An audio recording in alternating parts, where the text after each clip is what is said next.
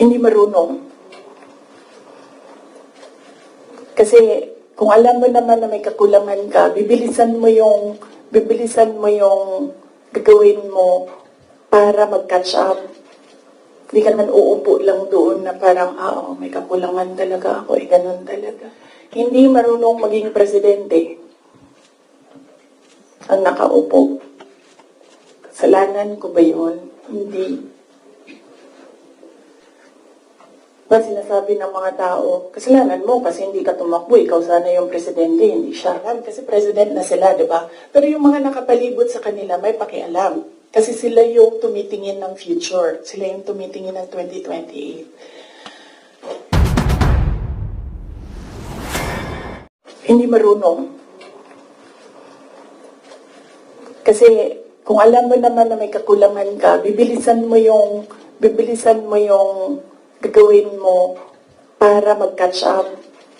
Hindi ka naman uupo lang doon na parang, may kakulangan talaga ako, ganun talaga. Hindi ganyan. So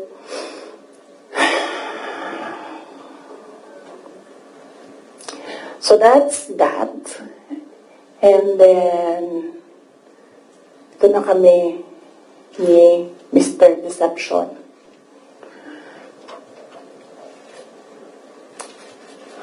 Sabi ko sa kanya, 2 lang.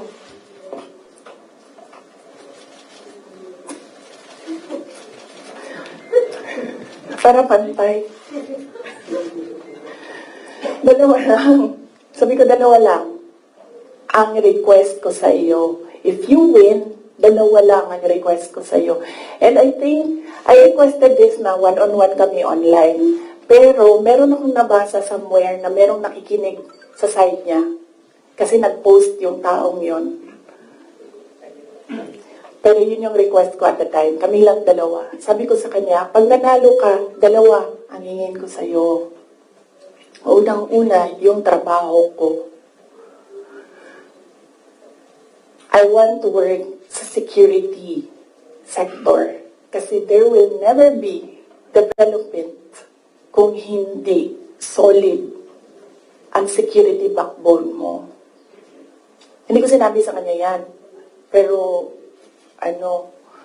dinanong niya ako, bakit Department of National Defense? Sabi ko sa kanya, kasi karamihan naman ng problema ng insurgency, ng terrorism, nandyan yan sa Mindanao. Kinalakihan ko yan, naiintindihan ko siya.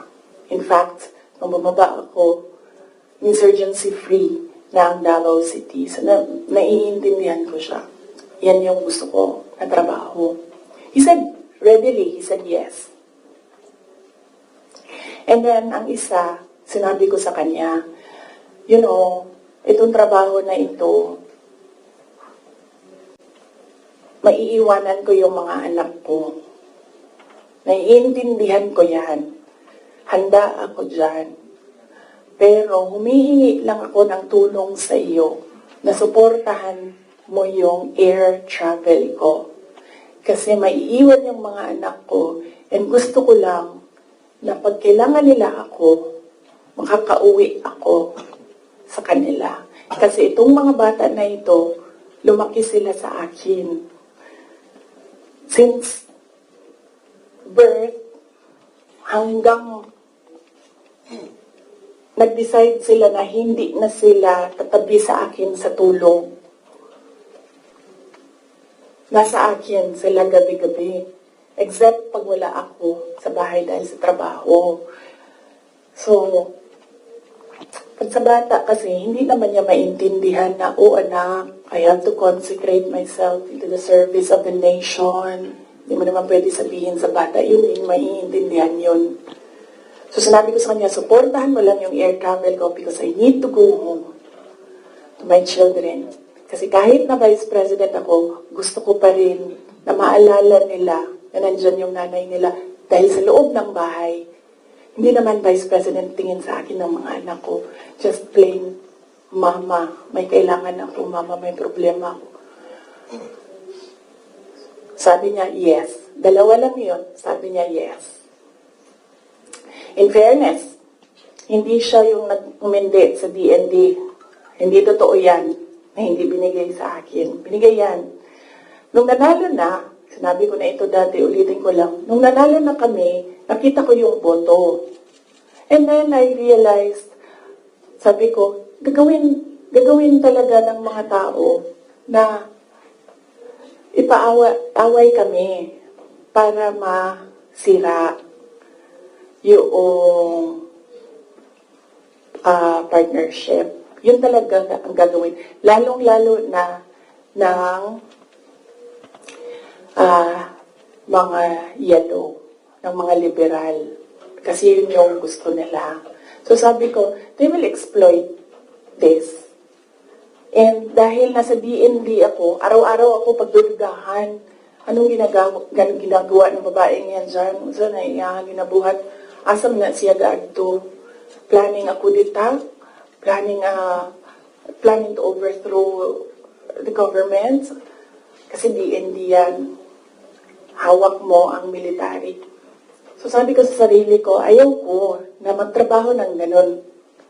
Na araw-araw ka pinag-iisipan na meron kang gawin. Samok ra siya ba? Magtrabaho ka o ninapay nga na nga intriga. Madaot lang imuhang kamada. So yun ko, sabi ko sa kanya, pwede ba ako lumibat sa education? Kasi 3 naman yung plataforma ko. Mapayapang pamumuhay, trabaho, edukasyon. So sabi ko, pwede ako lumipat ng DepEd. Sinabi ko din sa kanya kung bakit. Ayaw ko na intrigahin ako. And then he said yes. So napunta ako sa DepEd. And then the other one, sabi ko, supportan mo yung air travel ko. Sabi ko, di na nangyari yun. Pinilit namin, hindi na natupad yun. Isang beses sinabihan ko siya. Sabi ko, pwede ba sabihan mo yung 250? Kasi ako ang priority. Hindi ikaw. Kasi yan yung usapan natin. Kasi naiintindihan mo, di ba, na meron akong maliliit na anak. Kasi namin siya, do I have to tell them? A semi-British accent. And I said, of course. Kasi presidente ka, ikaw magsabi. So, hindi na. Isang beses. And then one time, priority daw si Lisa. Hindi ko alam kung anong trabaho niya para sa bayan na ito. And then one time, priority daw si ganyan. So, I said, okay. This is,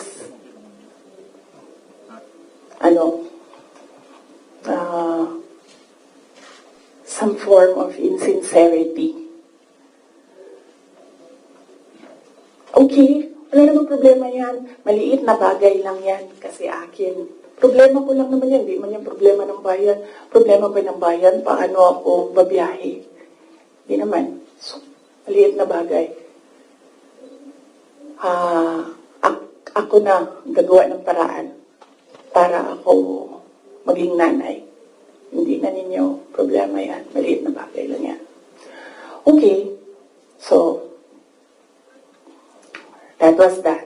That was personal sa aming dalawa. And then, dito na tayo sa DepEd. Alam niyo na yon, diba? Sinabi ko na sa inyo. Ang budget ng DepEd. Question? Yes, ma'am. You said 4 around 11:14 a.m. Hindi ko kasalanan na we're in this road to hell. Hindi ko kasalanan na hindi marunong. You did not finish your sentence, ma'am. Can you elaborate po? Hindi marunong maging presidente ang nakaupo. Kasalanan ko ba yun? Hindi. Ba sinasabi ng mga tao, kasalanan mo kasi hindi ka tumakbo, ikaw sana yung presidente, hindi siya.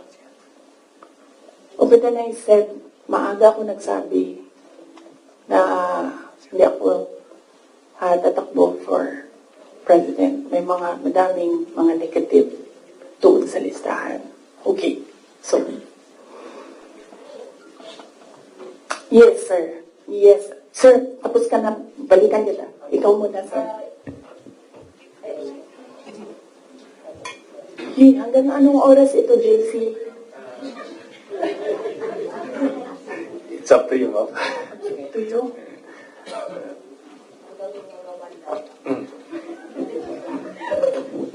Okay.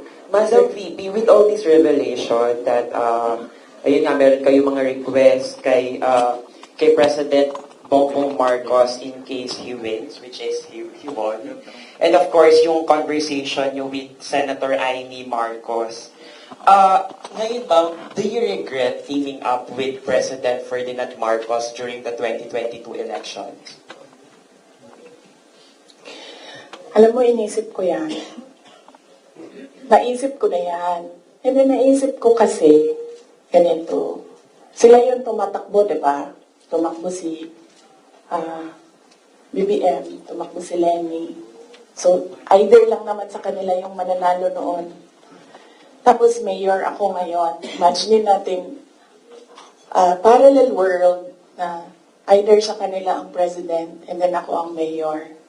So I'm sure, lahat ng mga nakapalibot sa kanila, magtitingin pa rin sila sa akin doon sa Davao City. Hahabulin pa rin nila ako doon sa Davao City because tinitingnan nila. Yung mga nakapalibot sa kanila, wala na yan silang pakialam kasi president na sila, di ba? Pero yung mga nakapalibot sa kanila, may pakialam. Kasi sila yung tumitingin ng future. Sila yung tumitingin ng 2028. And then, meron akong realization yan because ang nagsabi sa akin yan, si former Senate President Manny Villar. Sabi niya, wala kang kawala dyan.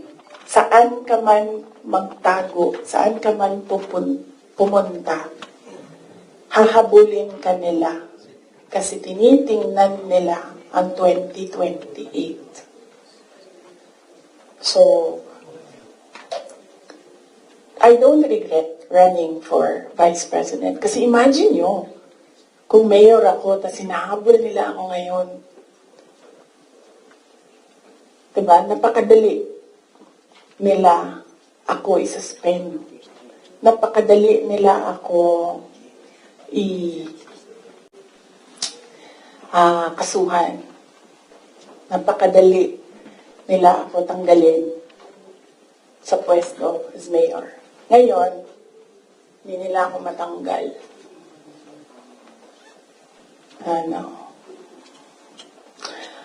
They can drag me to hell.